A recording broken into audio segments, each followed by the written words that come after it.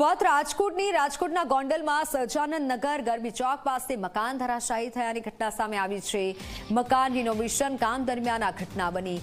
મકાન ધરાશાયી થતા 3 લોકો કાટમાળ નીચે દટાયા, જ્યારે એક પુરુષ, 2 મહિલા સહિત 3 લોકો દટાયા। ફાયર વિભાગે જેસીબીની મદદથી રેસ્ક્યુની કામગીરી હાથ ધરી છે। ઘટના સ્થળે મોટી સંખ્યામાં લોકોના ટોળા એકઠા થયા હતા। ઓનલાઈન પર સંવાદદાતા જયેશ જોડાઈ ચૂક્યા છે। જયેશ, આ ઘટના કઈ રીતે બની? ઇજાગ્રસ્તોની હાલત અત્યારે કેવી છે? મિત્તલ, ચોક્કસથી વાત કરીએ તો આજે વહેલી સવારનો જે છે તે બનાવ છે ગોંડલ શહેરના જે સહજાનંદ નગર વિસ્તારમાં ગરબી ચોક વિસ્તારમાં મકાનનું રિનોવેશન કામ ચાલતું હોય દરમિયાન 2 માળનું જે છે મકાન છે તે ધરાશાયી થયું છે।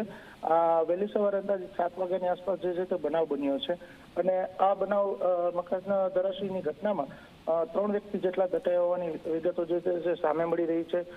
મકાનના કાટમાળમાં દબાયેલ એક પુરુષ અને 2 મહિલા હોય તેવી પણ શંકા વ્યક્ત કરાઈ છે। ત્યારે ઘટનાની જાણ થતા ગોંડલ નગરપાલિકાનો ફાયર બ્રિગેડની ટીમ છે તે ઘટના સ્થળે દોડી ગઈ છે અને ફાયર વિભાગ દ્વારા જે વિવિધ જેસીબી મશીનરી દ્વારા અત્યારે તો હાલ રેસ્ક્યુની કામગીરી જે છે તે કરવામાં આવી રહી છે। સમગ્ર ઘટનાને લઈને જે ઘટના સ્થળ છે ત્યાં લોકોના પણ ટોળા જે છે તે ઉમટી પડ્યા છે। જી બિલકુલ જયેશ, આભાર માહિતી બદલ।